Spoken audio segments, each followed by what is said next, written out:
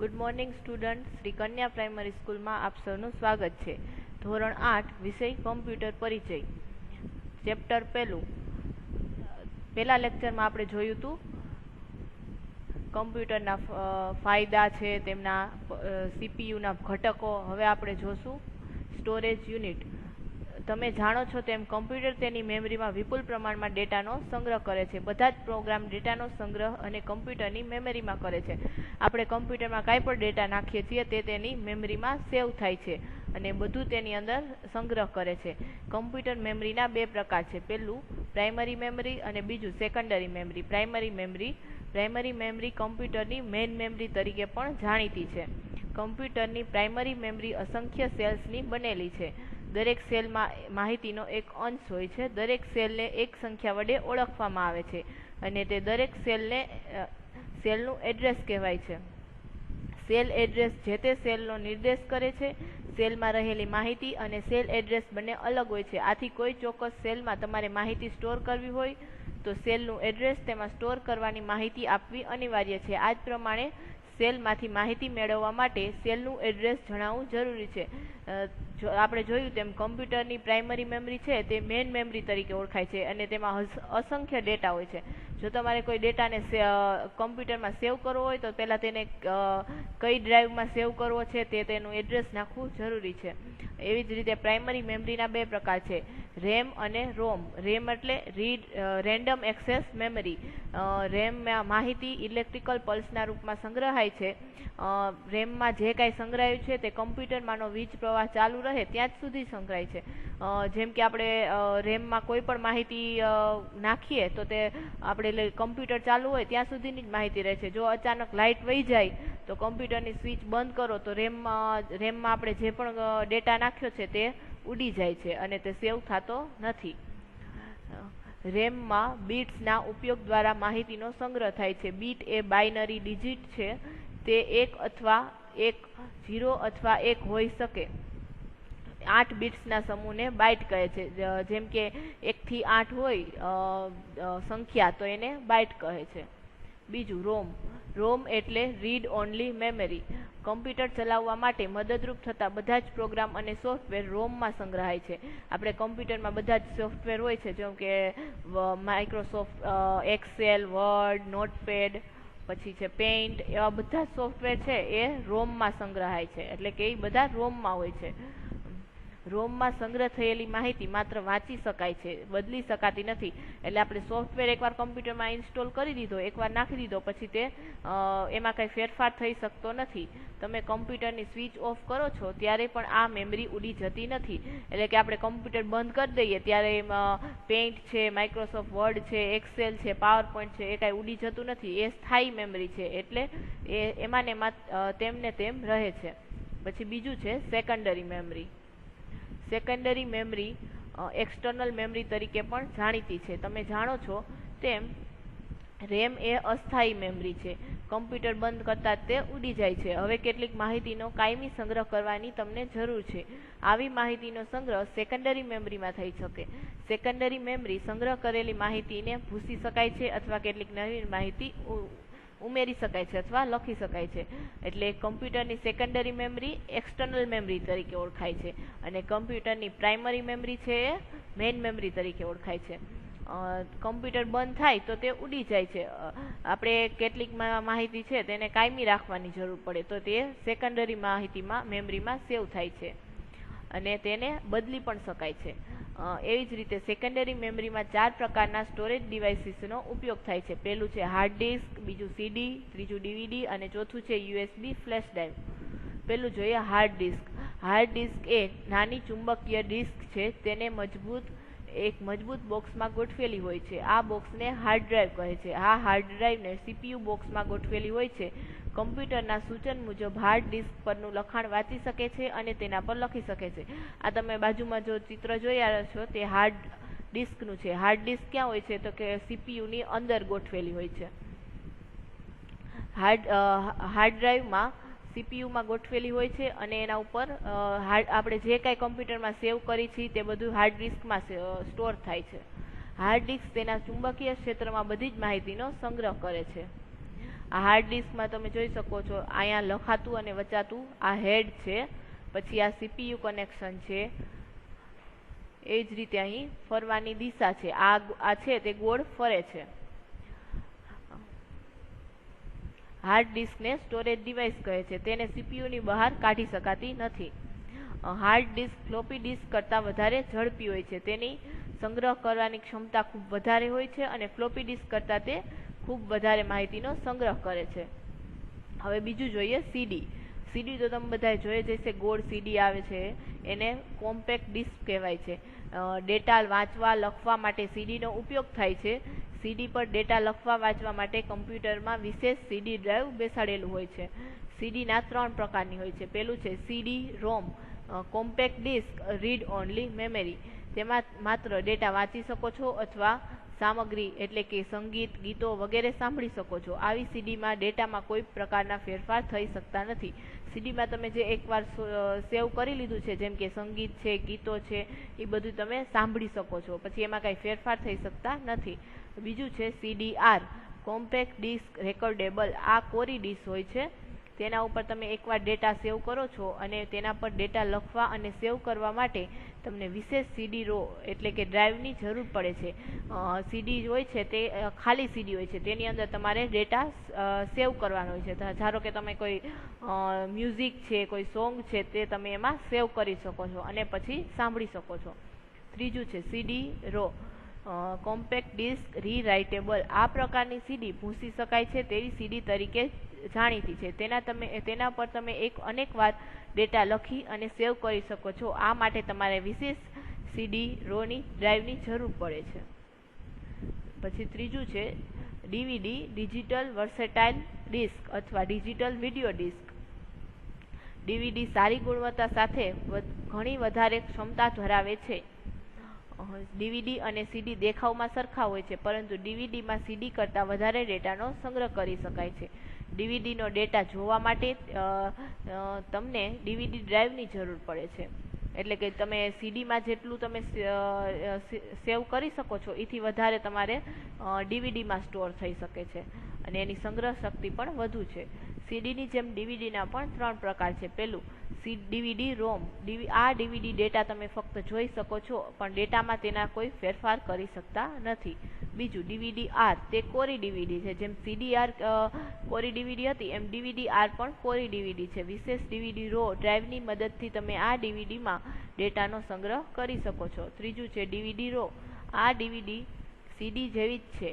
વિશેષ DVD R W ડ્રાઈવના ઉપયોગ દ્વારા તમે અનેકવાર ડેટા લખી તેમજ ભૂંસી શકો છો. ચોથું યુએસબી ફ્લેશ ડ્રાઈવ. આજે યુએસબી ફ્લેશ ડ્રાઈવ ખૂબ પ્રચલિત સ્ટોર ડિવાઇસ છે. યુએસબી ફ્લેશ ડ્રાઈવ પણ સીડી અને ડીવીડીની જેમ બહાર કાઢી શકાય છે.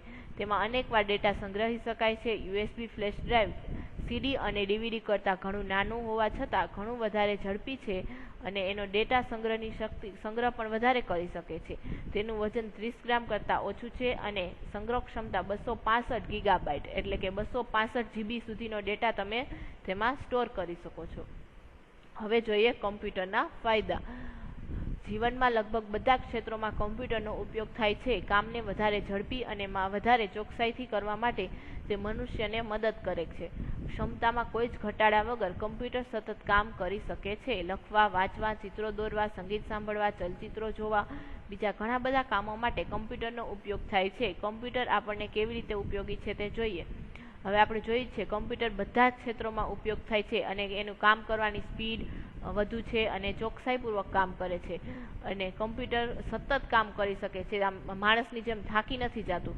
કમ્પ્યુટરમાં આપણે લખવાનું લખી શકીએ છીએ, વાંચી શકીએ છીએ, ચિત્રો દોરી શકીએ છીએ, સંગીત સાંભળી શકીએ છીએ, મૂવી જોઈ શકીએ છીએ. પેલું ઉચ્ચ કાર્યક્ષમતા. વધુ અસરકારક રીતે કામ પાર પાડવામાં કમ્પ્યુટર આપણને મદદ કરે છે. ઉદાહરણ તરીકે ઔદ્યોગિક એકમોમાં મેનેજરને તેમને ચોક્કસ માહિતી જોઈતી હોય તો મેળવી શકે છે અને ઝડપથી મેળવી શકે છે અને સમસ્યાઓ અને તકો પારખી શકે છે. આથી તેમને આયોજન અને સંચાલનના કાર્યો અસરકારક બને છે. હવે આપણે જોઈએ તો કમ્પ્યુટર ઝડપી કામ કરે છે, એટલે કે ફેક્ટરી હોય કે ક્યાંય કંપની હોય ત્યાં મેનેજરને કોઈ માહિતી જોઈતી હોય તો તે કમ્પ્યુટર દ્વારા મેળવી શકે છે, અને પ્રોબ્લેમ હોય તો પણ કમ્પ્યુટર દ્વારા એને ખબર પડી શકે છે, અને એ કાર્યો એને કાંઈ વસ્તુનું પ્લાનિંગ કરવું છે એવું કરવું હોય તો એ બધા કાર્ય ઝડપથી કરી શકે છે. બીજું, ઉત્તમ સેવાઓ. રેલવે અને વિમાન માટે કમ્પ્યુટરના ઉપયોગથી આરક્ષણ સરળ બની ગયું છે. બેંકોમાં કમ્પ્યુટરની મદદથી ખાતેદારોના ખાતા વધુ ચોકસાઈપૂર્વક રાખી શકાય છે અને તેમને ઝડપી બેન્કિંગ સેવાઓ આપી શકાય છે. ઓફિસ, હોટલ, હોસ્પિટલ જેવી જગ્યાઓમાં કમ્પ્યુટરના ઉપયોગથી લોકોને વધારે સારી સેવાઓ મળે છે. અત્યારે આપણે જોઈએ તો રેલવેમાં અને વિમાનમાં ટિકિટ બુક કરાવી હોય, આપણે ક્યાંય જવું હોય તો તે પણ તે કમ્પ્યુટરની મદદથી સરળ બની ગયું છે. આપણે બેંકમાં કોઈ ખાતું ખોલાવીએ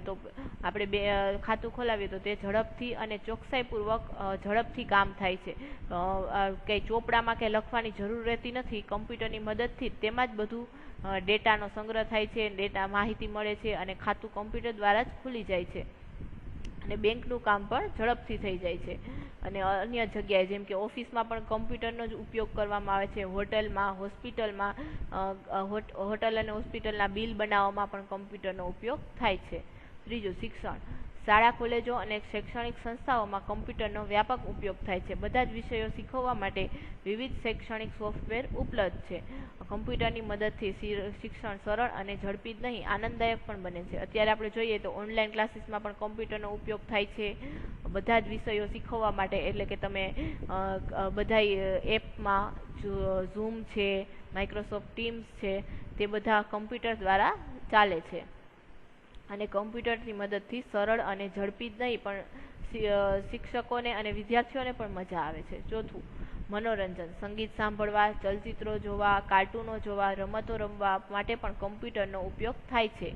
આપણે અત્યારે જોઈએ કે કંઈ સંગીત, આપણે મ્યુઝિક સાંભળવું હોય, મૂવી જોવું હોય, કાર્ટૂન જોવા હોય, ગેમ રમવી હોય તો પણ કમ્પ્યુટરનો ઉપયોગ કરીએ છીએ. હવે જોઈએ કમ્પ્યુટરના ઉપયોગો. તમે જાણો છો તેમ જીવનના લગભગ બધા જ ક્ષેત્રોમાં કમ્પ્યુટરનો ઉપયોગ થાય છે. શૈક્ષણિક સંસ્થાઓ, બેંક, ઓફિસ, હોસ્પિટલ, સરકારી કચેરી, વૈજ્ઞાનિક સંશોધન, ઔદ્યોગિક ક્ષેત્ર અને બીજા અનેક ક્ષેત્રે કમ્પ્યુટરનો ઉપયોગ થાય છે. તમે જાણો જ છો કમ્પ્યુટરનો ઉપયોગ બધા ક્ષેત્રોમાં થાય છે. હમણાં આપણે કીધું તેમ બેન્કિંગ સેક્ટરમાં, શૈક્ષણિક સંસ્થાઓમાં, ઓફિસ, હોસ્પિટલ, કચેરી, સરકારી કચેરી છે, વૈજ્ઞાનિક સંશોધન છે. તો વૈજ્ઞાનિક સંશોધનમાં મિસાઇલ બનાવવી, રોકેટ બનાવવા, એવી રીતે વૈજ્ઞાનિકોને પણ ઘણો ઉપયોગ થાય છે. પેલું, હવામાનની આગાહી. વાયુશાસ્ત્રીઓ સુપર કમ્પ્યુટરની મદદથી હવામાનની આગાહી કરે છે. દુનિયાભરમાંથી ભેગી કરેલી હવામાન વિશેની માહિતી કમ્પ્યુટરમાં સ્ટોર કરવામાં આવે છે. તાપમાન, હવાનું દબાણ, હવામાં ભેજનું પ્રમાણ વગેરેની જટિલ ગણતરી ઝડપથી અને ચોકસાઈપૂર્વક કરવા માટે કમ્પ્યુટરનો ઉપયોગ થાય છે. આગળ આપણે જોયું હતું તેમ સુપર કમ્પ્યુટરનો એક પ્રકાર હતો, તેમાં આપણે જોયું હતું કે હવામાનની આગાહી કરવા માટે વાયુશાસ્ત્રીઓ સુપર કમ્પ્યુટરનો ઉપયોગ કરે છે. તેનાથી તેનું કામ સરળ થાય છે. હવામાન વિશેની માહિતી એ સુપર કમ્પ્યુટરમાં સ્ટોર કરવામાં આવે છે. તેની મદદથી તાપમાનનું પ્રમાણ શું છે, હવાનું પ્રમાણ, દબાણ કેવું છે, હવામાં ભેજનું પ્રમાણ, વરસાદની આગાહી, વરસાદ આવશે, કેટલો આવશે, તે બધું જ કમ્પ્યુટર દ્વારા મદદથી ખબર પડી શકે છે. બીજું છે ડેસ્કટોપ પબ્લિશિંગ, પ્રકાશન. ડેસ્કટોપ પબ્લિશિંગમાં કમ્પ્યુટર ખૂબ ઝડપથી ઉપયોગી થાય છે. ડીટીપી સોફ્ટવેરની મદદથી પત્રો, અહેવાલો, પુસ્તકો, સામયિકો, છાપા અને બીજા ઘણા દસ્તાવેજોની ડિઝાઇન કરીને તેમને છાપવા માટે કમ્પ્યુટરનો ઉપયોગ થાય છે. એટલે આપણે જોઈએ છીએ કે બુક આપણે છાપવી હોય, કોઈ બુક નવી બહાર પડે કે ધોરણ 8ની સમાજની બુક નવી આવે તો તેને છાપવા માટે પણ કમ્પ્યુટરનો ઉપયોગ થાય છે. પછી જોઈએ આપણે પત્રો છાપવા માટે કમ્પ્યુટરમાં પત્ર લખીને પછી તેને પ્રિન્ટર દ્વારા છાપવામાં આવે છે. એવી જ રીતે પુસ્તકો છે, છાપા છે અને દસ્તાવેજોની ડિઝાઇન પણ કમ્પ્યુટર દ્વારા જ તૈયાર કરવામાં આવે છે. ડીટીપી સોફ્ટવેર વડે વિવિધ ફોન્ટની સાઇઝ, ફોન્ટની સ્ટાઇલ, શીર્ષક, હેડર, ફૂટર વગેરેને ફોર્મેટ કરી શકાય છે. ડીટીપી સોફ્ટવેર વડે વિવિધ આપણે કમ્પ્યુટરમાં આપણે કાંઈ પત્ર લખતા હોય ધારો કે, તો તેમાં અક્ષરની સાઇઝ શું રહેશે, અક્ષર કેવા રહેશે, એની સ્ટાઇલ કઈ રહેશે, એનું શીર્ષક આપણે કેવી રીતે આપવાનું છે, હેડર અને ફૂટર એટલે કે આપણે ઉપર નીચે કેટલી જગ્યા રાખવાની છે, તે બધું ફોર્મેટ કમ્પ્યુટર દ્વારા થાય છે. ડીટીપી સોફ્ટવેર વડે દસ્તાવેજોની લેઆઉટ તૈયાર કરવામાં આવે છે, એટલે કે દસ્તાવેજની ડિઝાઇન કેવી રહેશે, તેમનું માળખું કેવું રહેશે. ત્રીજું, ઉત્પાદન. માલનું ઉત્પાદન કરતી કંપનીઓ કમ્પ્યુટર આધારિત ટેકનોલોજીનો ઉપયોગ કરે છે. એટલે કે કોઈ પણ ઉત્પાદન કરતા હોય, કોઈ કાપડનું ઉત્પાદન કરતી હોય કંપની, તો તે કમ્પ્યુટરની આધારિત ટેકનોલોજીનો ઉપયોગ કરે છે. કમ્પ્યુટરમાં સેટિંગ કરે છે, એવી જ રીતે મશીનમાં કાપડ તૈયાર થાય છે, ડિઝાઇન તૈયાર થાય છે. વિમાન, કાર, ટીવી, વોશિંગ મશીન તથા અન્ય ઇલેક્ટ્રોનિક સાધનોની ડિઝાઇન તથા ઉત્પાદન કમ્પ્યુટરનો ઉપયોગ થાય છે. એટલે કે વિમાન બનાવવા, કાર બનાવવા, ટીવી, વોશિંગ મશીન અને અન્ય ઇલેક્ટ્રોનિક સાધનો, મોબાઈલ છે, બીજા ઘણા બધા ઇલેક્ટ્રોનિક સાધનોનો ઉત્પાદન કમ્પ્યુટર વડે થાય છે. રોબોટ અને કન્વેયર ઉપયોગ પણ માલની હેરફેર માટે કરાય છે. એસેમ્બલી લાઇનમાં કાર્યોમાં સ્વયં સંચાલિત માલવાહન સિસ્ટમ પ્રચલિત છે. એટલે કે કોઈક રોબોટ આધારિત છે કે ઓટોમેટિક સિસ્ટમ હોય, તે પણ કમ્પ્યુટર દ્વારા જ થાય છે. કમ્પ્યુટરનો ઉપયોગ ખરીદી વેચાણ તેમજ સ્ટોકના હિસાબો રાખવા માટે પણ થાય છે. આપણે જોઈએ અત્યારે ઓનલાઈન આપણે શોપિંગ કરીએ છીએ કે વેચાણ કરીએ છીએ અથવા હિસાબ રાખવો હોય તો પણ કમ્પ્યુટરમાં રાખીએ છીએ. ચોથું, બેન્કિંગ.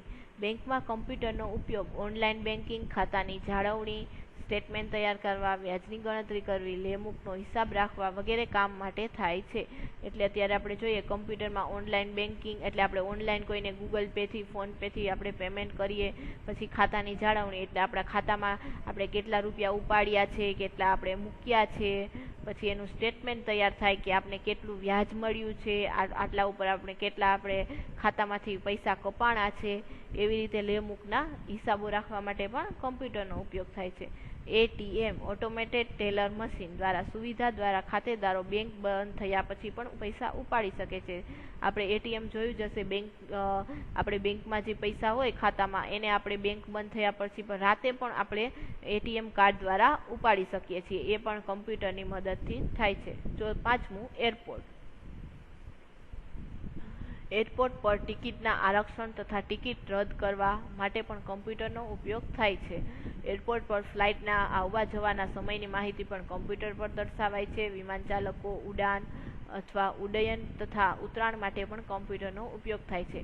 એરપોર્ટ ઉપર સિક્યોરિટી હોય છે અને તેના માટે પણ સિક્યોરિટી માટે પણ કમ્પ્યુટરની જરૂર પડે છે. પછી આપણે ટિકિટ બુક કરાવીએ છીએ, પછી આપણે જવાનું કેન્સલ થઈ જાય તો ટિકિટને રદ કરાવવી પડે તો પણ કમ્પ્યુટરનો ઉપયોગ થાય છે. પછી એરપોર્ટ ઉપર આપણે જઈએ તો કઈ ફ્લાઇટ છે, કેટલા વાગે આવવાની છે, કેટલા વાગે જવાની છે, તે પણ કમ્પ્યુટર દ્વારા દર્શાવાય છે. પછી વિમાન ચાલકો ઉડાન અને ઉડ્ડયન તથા ઉતરાણ માટે એટલે કે વિમાન પાયલોટ જે ચલાવતા હોય તેને કેટલા વાગે ઉડાન ભરવાની છે, એટલે કેટલા વાગે જવાનું છે, કેટલા વાગે ઉતરવાનું છે એરપોર્ટ ઉપર, તેનો માટે પણ કમ્પ્યુટરનો ઉપયોગ થાય છે. છઠ્ઠું, રેલવે સ્ટેશન. દેશમાંના મોટા ભાગના રેલવે સ્ટેશનોનો ઉપયોગમાં કમ્પ્યુટર જોડાવવામાં આવ્યા છે. ટિકિટો ખરીદવા અને રદ કરવા માટે પણ કમ્પ્યુટર વપરાય છે. કેટલાક રેલવે સિગ્નલનું નિયંત્રણ પણ કમ્પ્યુટર દ્વારા થાય છે. આપણે જેમ જોયું કે એરપોર્ટ ઉપર ટિકિટ ખરીદવા અને ટિકિટ રદ કરવા માટે કમ્પ્યુટરનો ઉપયોગ થાય છે, તેમ રેલવે સ્ટેશન ઉપર પણ ટિકિટ ખરીદવા અને રદ કરવા માટે કમ્પ્યુટરનો ઉપયોગ થાય છે. અને રેલવે સિગ્નલ એટલે કે સામેથી ટ્રેન આવે છે તો આ બાજુની ટ્રેનને આપણે ઊભું રહી જવું પડે, એવી રીતે સિગ્નલો પણ કમ્પ્યુટર દ્વારા જ અપાય છે. સાતમું, અન્ય ઉપયોગો. શિક્ષણ, મકાનની રૂપરેખા તૈયાર કરવી, એન્જિનિયરિંગ, એનિમેશન, ગ્રંથાલય, વૈજ્ઞાનિક સંશોધન, સ્પેસ ટેકનોલોજી, સંરક્ષણ ટેકનોલોજી, ઈમેલ મોકલવા મેળવવા, ઇન્ટરનેટ દ્વારા માહિતી મેળવવી વગેરે ક્ષેત્રોમાં કમ્પ્યુટરનો ઉપયોગ થાય છે. અન્ય ઉપયોગોમાં આપણે જોઈએ તો શિક્ષણમાં, ઓનલાઈન શિક્ષણમાં પણ કમ્પ્યુટરનો ઉપયોગ થાય છે. પછી મકાનની ડિઝાઇન, આપણે નવું કોઈ મકાન બનાવવું હોય તો તેનો પ્લાન તૈયાર કરવા માટે પણ કમ્પ્યુટરનો ઉપયોગ થાય છે. એન્જિનિયરિંગ માટે એનિમેશન એટલે આપણે 3D મૂવીઝ ને બધું જોઈએ છીએ, તેમાં પણ કમ્પ્યુટર દ્વારા જ બધું, કાર્ટૂન છે એ કમ્પ્યુટર દ્વારા જ બધું બનાવાય છે. પછી ગ્રંથાલય એટલે કે લાઇબ્રેરીમાં, વૈજ્ઞાનિક સંશોધનમાં, વૈજ્ઞાનિકોને કોઈ શોધખોળ કરવી હોય તેમાં, પછી સ્પેસ ટેકનોલોજીમાં એટલે કે સ્પેસ એક ગ્રહમાંથી બીજા ગ્રહમાં જવા માટે, સંરક્ષણમાં આર્મી છે, નેવી છે, પછી એવી જ રીતે વિમાન આપણી સેવા છે એમાં પણ કમ્પ્યુટરનો ઉપયોગ થાય છે. પછી ઈમેલ, કોઈને મેલ મોકલવો હોય આપણે તો પણ કમ્પ્યુટર દ્વારા મોકલીએ છીએ, અને ઇન્ટરનેટ દ્વારા આપણે ગૂગલમાં સર્ચ કરવું હોય તો પણ કમ્પ્યુટરનો ઉપયોગ થાય છે. આજે આપણે અહીંયા સુધી રાખીશું. આવતા લેક્ચરમાં આપણે કમ્પ્યુટર પેઢીઓનો ઇતિહાસ જોઈશું. Thank you.